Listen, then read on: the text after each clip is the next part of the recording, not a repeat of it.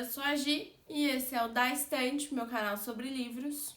E hoje eu vou contar pra vocês de um livro muito bonito, que é este aqui, Uma Rosa Só, da Muriel Barbery. Muriel Barbery é essa mocinha aqui.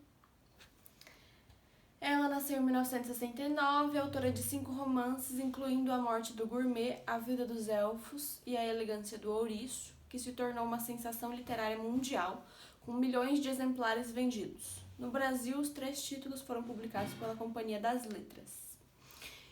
Antes de mais nada, quero dizer, se você leu A Elegância do Ouriço, me conte aqui embaixo se é bom, se não é, porque eu quero muito ler.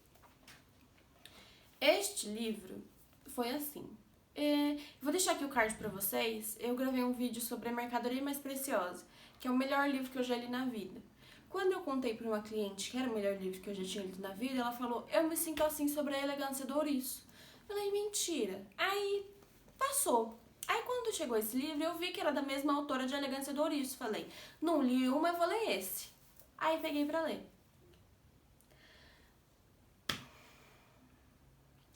Vamos lá. Vou ler aqui atrás pra vocês, depois eu vou contar um pouquinho da história. Rose tem 40 anos e precisa ir ao Japão para ouvir a leitura do testamento do pai, com quem nunca teve contato. Nas charmosas paisagens de Kyoto, ela não apenas conhecerá a história desse homem misterioso, como também redescobrirá a si mesma. Com a sensibilidade e a delicadeza que lhe são características, Muriel constrói uma trama inesquecível sobre o amor, autodescoberta e a possibilidade de ver beleza mesmo em meio ao luto. Aí algumas reações, mas não é bem isso. Muriel Barbery semeia beleza em todas as páginas. Ela.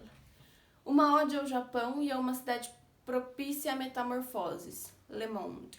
Uma reflexão luminosa sobre o luto. Booklist. E este romance oferece os prazeres de um diário de viagem poético e uma homenagem a um lugar e a uma cultura. New York Journal of Books. Agora vamos lá. A Rose é uma mulher madura, de 40 anos, com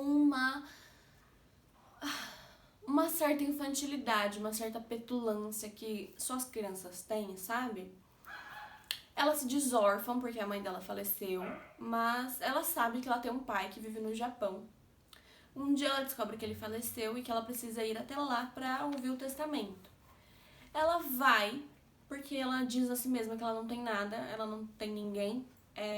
Até os namorados que ela teve foram tipo, ela não tem ninguém, ela é sozinha.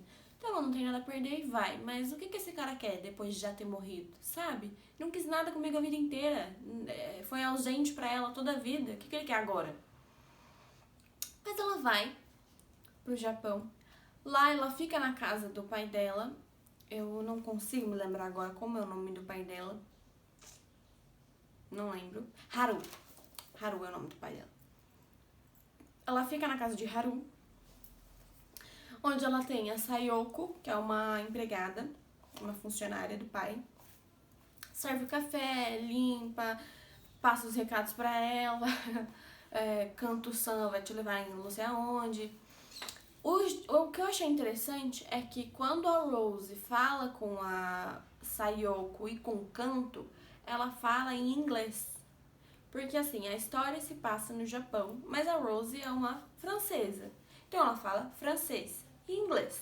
Então, como o pessoal do Japão ela fala inglês, e você, meu bem, se você não entender inglês, você vai ter que jogar no Google Tradutor.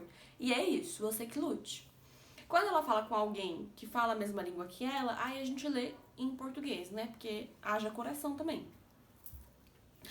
Então, assim, toda vez que ela fala com alguém que não é na língua dela, a gente vai ler também não na nossa língua, em inglês. Beleza. Aí ela vai ficar com a Sayoko, que é a funcionária do pai, com o Kanto, que é o motorista, e Paul, que é um cara que fala francês, então a gente entende os diálogos deles. E ela vai ser apresentada a diversos templos pelo Paul. É tipo um passeio que o pai dela programou pra ela, antes de eles passarem pelo cartório, não lembro agora desse cartório, pra ler o testamento. Isso, assim, é uma coisa que leva vários dias. O Paul, ele é um homem misterioso. A Rose é uma mulher misteriosa que já sofreu muito, né? E aí, conforme a gente vai vendo o dia a dia dela, ela vai contando um pouquinho da vida dela. O que eu acho muito legal é, antes de cada capítulo, a gente tem um conto. Por exemplo, aqui o começo começa com esse conto. Aí, na próxima página, a gente tem o capítulo com o nome de alguma frase do conto. Isso é muito interessante, porque a cada capítulo a autora traz um detalhe sobre alguma lenda, alguma coisa do Japão. Então isso é muito, muito bacana, é muito bonito. O que me pegou muito na história, que eu demorei pra ler, foi a Rose, ela vai se descobrindo naquela cidade, ela se sente em casa mesmo nunca estando lá, mesmo nunca tendo visto aquele lugar. Ela se sente em casa. Quando ela sente que ela tá se apegando a Sayoko, ela se afasta. Quando ela sente que ela tá se apegando a qualquer pessoa, ela se afasta. Ela se apega a Paul, obviamente. Então ela vai se apegando ao lugar, mas ela não quer se apegar àquele lugar não pertence a ela.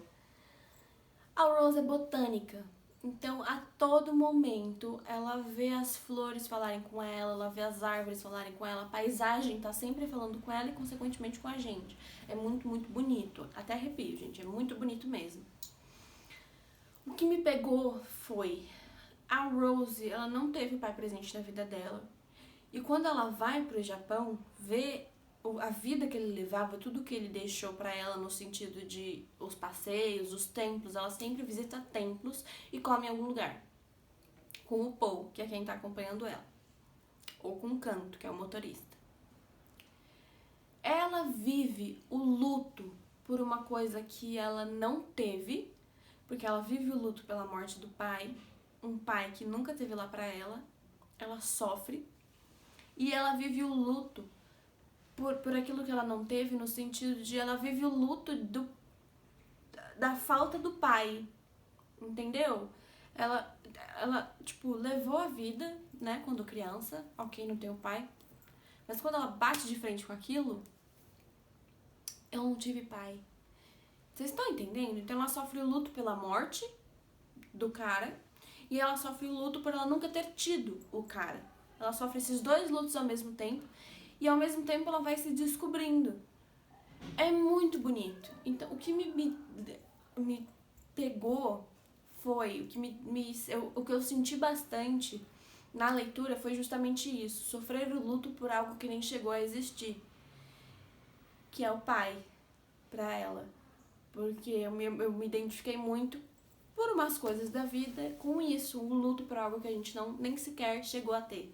Entende? Isso foi muito belo, muito triste, mas muito belo pra mim. Eu achei muito, muito intenso no livro. O livro todo você é levado para as paisagens, a autora ela descreve tudo muito perfeitamente. Você vê tudo muito. Confesso que umas palavras que eu não entendia, que eram tipo nomes de objetos lá do Japão que eu não conhecia, então eu tive que dar um Google para poder visualizar melhor. É tudo assim muito...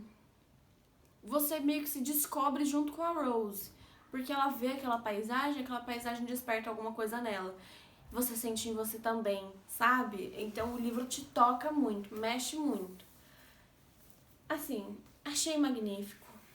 Já quero ler A Elegância do Ouriço. Preciso. E é isso. Vou ler pra vocês a orelha, pra vocês terem uma noção do que diz, pra ver se eu também não esqueci de nada. Vamos lá. Rose tem 40 anos e leva uma vida reclusa em Paris, onde trabalha como botânica. Desde a morte da mãe, ela se considera órfã, apesar de saber que seu pai, um japonês chamado Haru, e com quem nunca teve contato, ainda está vivo. Certa manhã, ao receber a notícia da morte dele, é informada de que precisa viajar até Kyoto para ouvir a leitura do testamento. Ao visitar o Japão pela primeira vez, Rose é recepcionada por Paul, um belga que trabalhou com seu pai por anos. Por meio dele, descobre que Haru foi um respeitado marchand de arte contemporânea e deixou um misterioso itinerário da cidade para que o assistente a percorresse com ela. Embora a princípio a situação a incomode, afinal, o que o falecido poderia querer àquela altura? Não, poderia lhe dar àquela altura. Os passeios por templos, jardins zens e casas de chá auxiliam a combater a raiva, permitindo que Rose reflita sobre as próprias fragilidades. Tendo como cenário as paisagens adornadas pelas flores que lhe são tão caras, ela encontra em Poe um interlocutor de confiança, com quem se sente à vontade para dividir impressões, angústias e incertezas. Durante a estada, Rose também conhece outras pessoas importantes da vida de Haru, incluindo um ceramista e poeta, uma velha amiga, uma governanta e um motorista, que a ajudam a compor o retrato daquele que sempre foi um estranho para ela. À medida que os segredos vêm à tona, Rose passa a compreender as escolhas de seus pais e a aceitar uma parte de si mesma até então renegada. E em meio a esse processo de descobertas, percebe que talvez seja a hora de se abrir novamente para as belezas que o mundo tem a oferecer. Repleto de referências à cultura japonesa e narrado com prosa encantadora de uma das grandes autoras contemporâneas, Uma Rosa Só é uma história emocionante sobre as segundas chances, as possibilidades inesperadas que cruzam nosso caminho e as diferentes maneiras pelas quais o amor pode se manifestar. É isso, gente. Se vocês já leram Uma Rosa Só, A Elegância do Ouriço ou qualquer outro livro da Muriel, me contem aqui embaixo o que vocês acharam, qual vocês mais gostaram. Gostaria realmente de saber. Fiquei encantada pelo livro. Vou ler A Elegância do Ouriço e vou trazer pra vocês. Espero que vocês tenham gostado. Curtam, compartilhem. Não se esqueçam de se inscrever no canal, por favor. Um beijo, gente. Até a próxima.